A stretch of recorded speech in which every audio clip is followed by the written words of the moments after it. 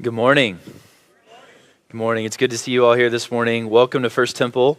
If you're a guest today, thank you for being here. My name is Ryan Russell. I'm the teaching and young adults pastor. If you're joining us online this morning, welcome as well. We're glad you're here. If I have not met you yet and learned your name, just know that I'll be outside these doors after the service. I would love to do that. Thank you so much for being here today. We're in the midst of a fall sort of back to school series where we're going through a book of the New Testament, Hebrews chapter 11. And we are titling this series Something Better. Capital One has a series of commercials. I don't know if you have seen them, where there's the same theme in every commercial. And the line is, it talks about how it is the easiest decision in the history of decisions. Maybe you've seen one of these. There's one where it's a Little League baseball field. And the camera pans to the scoreboard, and it's tied going into the final inning. And so the coach gets up in the dugout, and he looks at his team, and he says, all right, I need somebody who can step up and give me a clutch hit. And you look down the row, and it's all these average guys and girls that look just like me and you. But at the end of the bench is Hall of Fame shortstop Derek Jeter. And the coach looks at the row of players as if he's trying to decide who to put in. And he goes, all right, Derek, you're up. And apparently 2 guys on the team are named Derek because both of them pop up with a bat ready to go. There's this scrawny little guy in the front, and he's ready.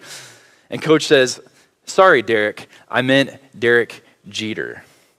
And of course, the line is that it's the easiest decision in the history of decisions. There's another where there's a little girl who's at a birthday party, and she's got a whole table full of presents that are wrapped and ready for her to go, and she's excited to open them up. And her mom comes over and says, hey, which one of your gifts do you want to open first? And then the camera pans, and there is a little pony with a bow on its head sitting next to the table of gifts. And she says, that one. And she runs towards the pony, and she gives it a huge embrace. And the host comes on and he says, banking with Capital One is the easiest decision in the history of decisions. Now, I don't have any opinions on whether you or not you should bank with Capital One. But I do know that all of us know this feeling of what it feels like to have a no-brainer decision, where you don't even have to think about it at all. It's just completely obvious what the right choice is to make. It's those choices like, would you rather sleep in or would you rather wake up early? Would you rather have an aisle seat or would you rather have a middle seat on the airplane? Anybody who would choose the middle seat, by the way, we would invite you to stay after the service. We would love to pray for you. It's the choice between, would you like to have a regular weekend or would you like to have a long weekend? These choices are the easiest decisions in the history of decisions. Today we're going to look at the story of Moses in the Bible. And Moses is going to be faced with a decision that, I think you're going to agree with me. It seems like the easiest decision in the history of decisions. And yet Moses chooses something that we were not expecting. And if we pay attention and look for the lesson, it might be that Moses' decision can teach us something about faith. So Hebrews 11, which is our text for today, you can turn there if you'd like. We'll also have it on the screen. Hebrews 11 is one of the more well-known chapters of the New Testament. It's often called the faith chapter.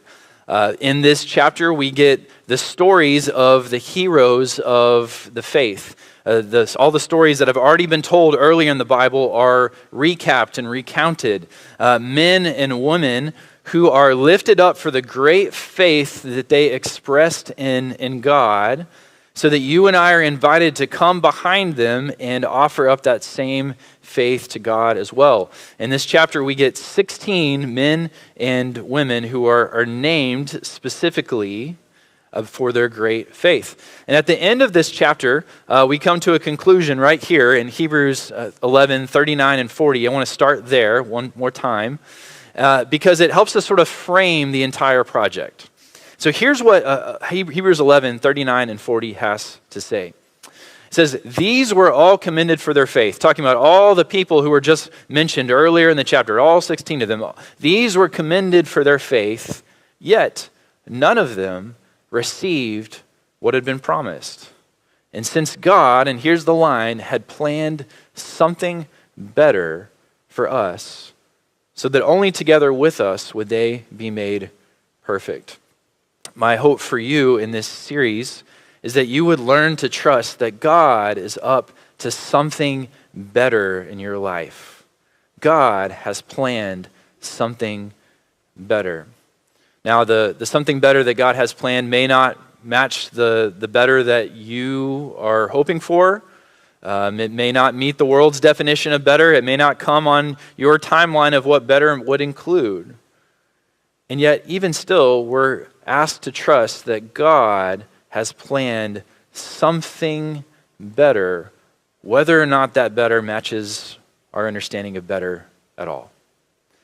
And so, in this series, we are exploring what the something better is that God has for each person whose story we are looking at.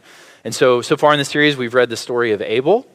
We've read the story of Abraham. Today we'll continue with Moses. And we found that God had planned a better legacy for Abel, that he had planned a better home for Abraham. And today we'll find that God has something different, a different something better planned for our friend Moses. Moses' story can be found a little bit earlier in Hebrews chapter 11. Abraham gets the most screen time in this chapter. Moses gets the second most. We'll look at just a few verses about Moses today, starting in chapter 11, verse 24. And here's what Hebrews has to say about Moses. By faith, Moses, when he had grown up, refused to be known as the son of Pharaoh's daughter. He chose to be mistreated along with the people of God rather than to enjoy the fleeting pleasures of sin. He regarded disgrace for the sake of Christ as of greater value than the treasures of Egypt because he was looking ahead to his reward. I don't know how much you know about the story of Moses. I'm going to walk through his story in a few moments. But right up front, what you should notice is that Moses had to make a decision. And it was a decision that is sort of questionable why Moses chose the outcome that he did. It says that Moses refused to be known as the son of Pharaoh's daughter. And instead, what did he choose? He chose to be mistreated alongside the people of God.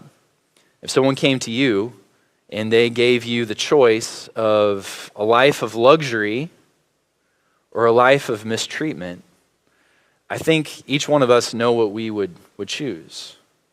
And yet here is Moses who makes the opposite decision. Why? Why, when Moses is given the easiest decision in the history of decisions, does he choose to be mistreated alongside the people of God? Why?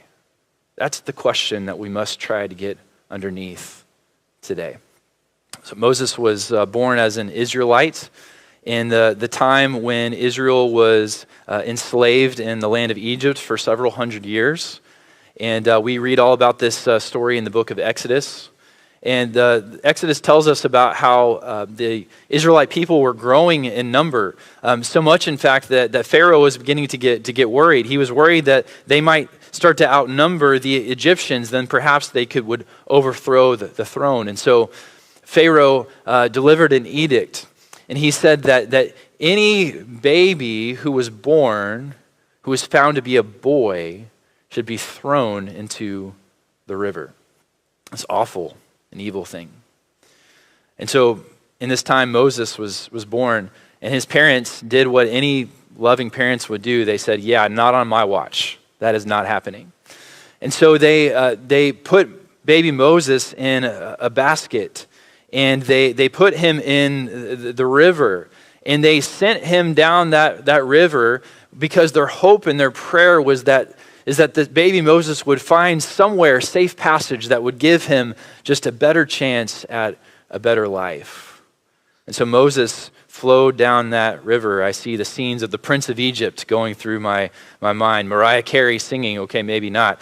But Moses is floating down the river, and eventually he finds himself stopping in the palace of Pharaoh.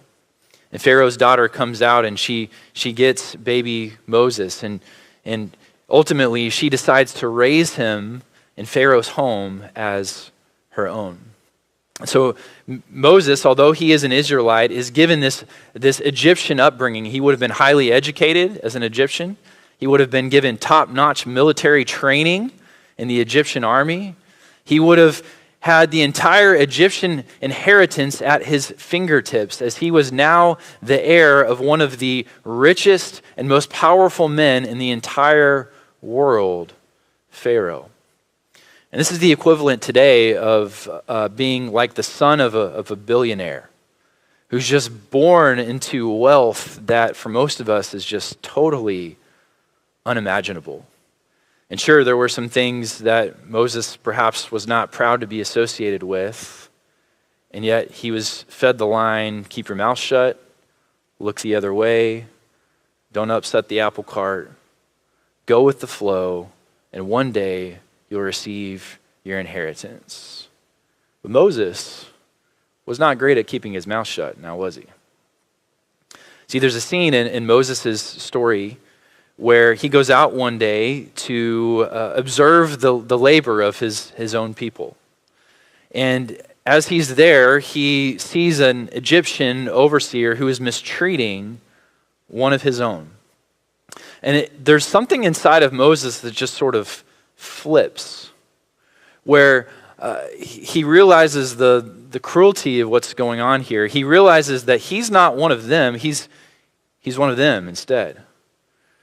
And so Moses actually goes and takes the life of this Egyptian soldier. He buries him in the sand, and he thinks that his secret is safe, that no one saw him. But the next day he realizes that word is beginning to spread about what Moses has done, and he realizes that it won't be long before Moses has to answer for his actions. And so he flees, he runs away, he goes as far away as he possibly can out of the land of Egypt to another place called Midian, where he begins this whole chapter of his life. He starts a family there, he becomes a shepherd, and one day he's tending those flocks years later when he finds this bush. It's not just any bush, it's a burning bush. It's a bush that's on fire, and yet it's not consumed. And as Moses gets closer, what he begins to realize is that he is standing in the presence of the one true God. And God begins talking to him through this bush. And he says, Moses, I'm going to need you to go back to Egypt. I'm going to need you to go to Pharaoh, and I'm going to need you to tell him to let my people go. And I will raise them up out of Egypt, and I will send them to a better place. And Moses has all kinds of excuses about why he's not the right person, and God must have got it wrong, but eventually he says, yes, Lord, I will go. And so when Moses makes it all the way back to Egypt, he steps into the palace of Pharaoh, and he says, Pharaoh, let my people go. And Pharaoh says, fat chance, ain't happening. You can go back home. And there's this fascinating moment, and I wonder if you can sort of like pause the screen in your mind on this freeze frame, on this moment where Moses is leaving the palace that, remember, he has spent most of his life in. He knows where every door goes. He knows all the stairwells. And yet, now for the first time, Moses is leaving that palace to go sleep somewhere else. Who knows where? Who knows whose couch he was going to crash on that night? But you see, God had been working in his life for a while now. It was a process. Faith always is. It had started when he killed the Egyptian. It continued when he went to Midian. It was clarified in the burning bush. But now, finally, as Moses leaves the palace, this is the moment where he has to fully commit to the thing that God has called him to do and say, those are not my people. No, I have a new home with my own. And so Moses refused to be known as the son of Pharaoh's daughter and chose instead to be mistreated alongside the people of God. And you ask, why would Moses do this? Why would Moses make that decision? Well, it's because Moses had at his fingertips the treasures of Egypt. And yet what he learned is that there was a better treasure. There was a better treasure. And so Moses' story is here to teach us that not just for Moses, but also for you and also for me, that God has planned a better treasure. I don't really follow the sport of golf, not a whole lot, but last summer there was an interview that I found that really sort of caught me, and that I watched, I think, more than once because it just sort of amazed me what was said. Scottie Scheffler is the number one golfer in the world. He's held that title now for about 3 or 4 years. The face of the newest generation of golf. And I found this interview that Scottie Scheffler did, and it just sort of blew me away what he had to say. So let's watch this now. I'm not here to inspire somebody else to be the best player in the world, because what's the point? You know, this is not a fulfilling life. It's fulfilling from the sense of accomplishment, but it's not fulfilling from a sense of like the deepest, places of your heart. There's a lot of people that make it to what they thought was going to fulfill them in life, and then you get there and all of a sudden you get to number one in the world, and then they're like, what's the point? And I really do believe that, because what is the point? You're like, why do I want to win this tournament so bad? That's something that I wrestle with on a daily basis. It's like showing up at the Masters every year. It's like, why do I want to win this golf tournament so badly? Why do I want to win the Open Championship so badly? I don't know, because if I win, it's going to be awesome for about 2 minutes. And then we're going to get to the next week, and it's going to be like, hey, you won 2 majors this year. How important is it for you to win the FedEx Cup playoffs? And it's just like, we're back here again, So we really do. We work so hard for such little moments, and, I'm kind of a sicko. I love putting in the work. I love being able to practice. I love getting out to live out my dreams. But at the end of the day, sometimes I just don't understand the point, because I don't know if I'm making any sense or not, but am I not? It's just one of those deals. I love the challenge. I love being able to play this game for a living. It's one of the greatest joys of my life, but does it fill the deepest, wants and desires of my heart? Absolutely not. That's why I talk about families being my priority, because it really is. I'm blessed to be able to come out here and play golf, but if my golf ever started affecting my home life, or it ever affected the relationship I have with my wife or with my son, that's going to be the last day that I play out here for a living. This is not the be-all, end-all. This is not the most important thing in my life, and that's why I wrestle with, why is this so important to me? Because, I would much rather be a great father than I would be a great golfer. That at the end of the day, that's what's more important to me. So here's a guy who has done what 99.999% of us will never do, be the best in the world at what he does. He's got people all over the world who are looking up to him, young kids, every golfer everywhere who would choose to trade spots with him in a heartbeat. And yet his story is, y'all, it was great for like 2 minutes. And then I just went back to ordinary life. And I think Scottie's purpose in saying this is not to cause mass depression, for one. It's not so that everybody just quits playing golf and the golf courses have to close down because no one comes anymore, because they're like, what's the point? There's no point in going to play golf. Scottie's point is that if you're going to play golf, then you need to find a better treasure. You need to find a better treasure. And so for him, he talks about how for him that's family, and he's shares that he's dedicated to making sure that he's going to be an even better dad than he is going to be a better golfer. And that's a good and beautiful and healthy thing.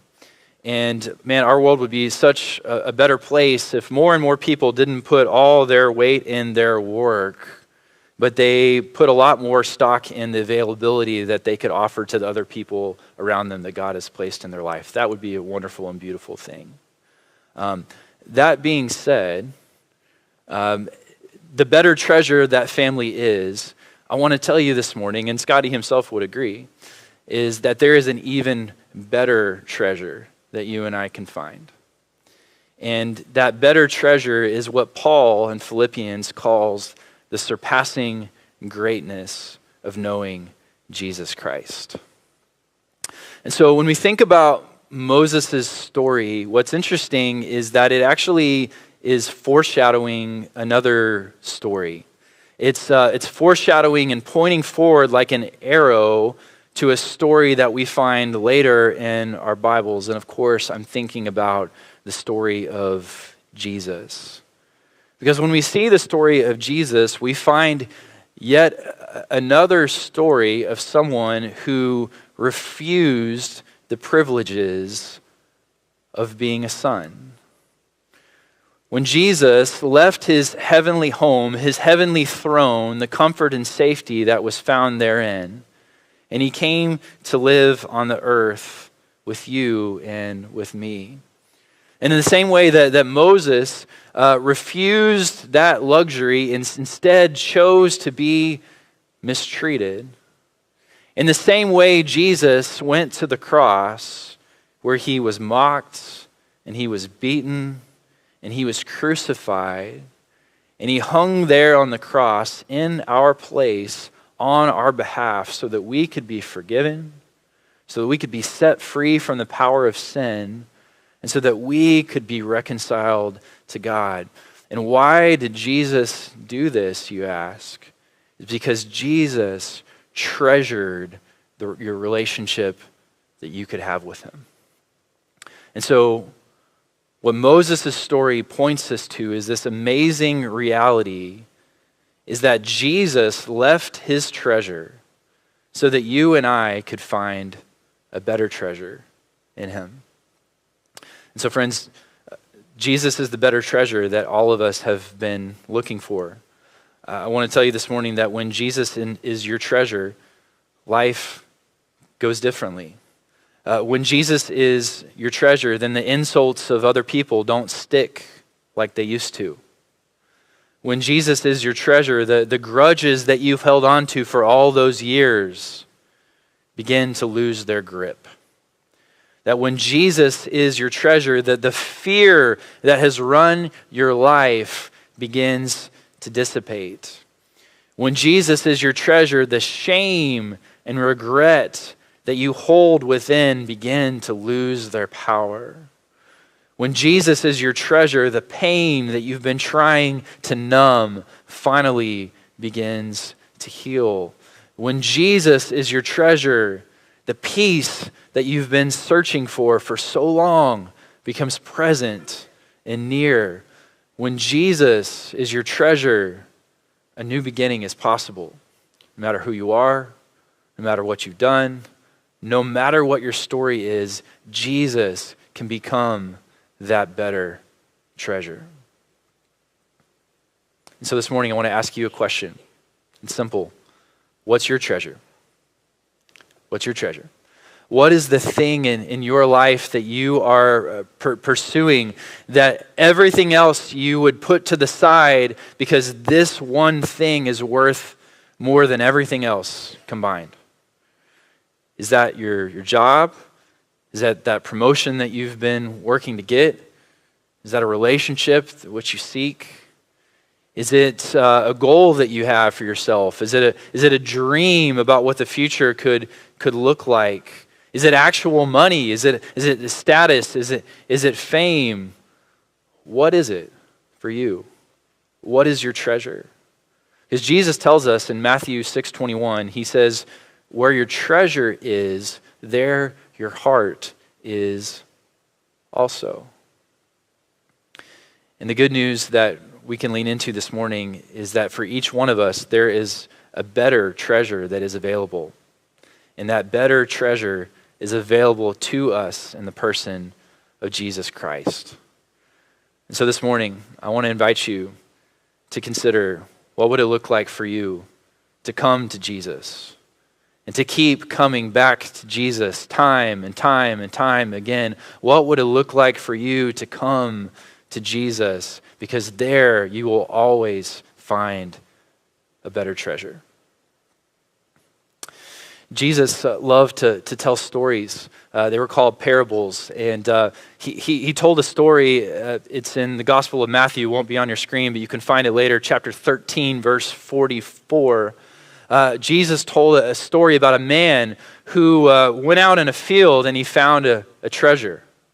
And so he tells this story about a man. You can imagine he was late for work, and so he was cutting through this field that normally he wouldn't walk through. And when he was going through this field, he stubbed his toe on something. He looks down and he sees something gold and shiny.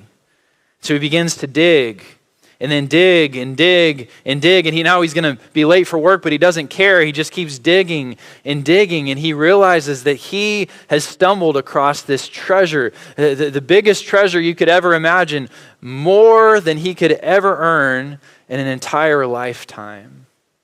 And he looks over on the side of the road and he sees a sign there at the edge of the lot, for sale.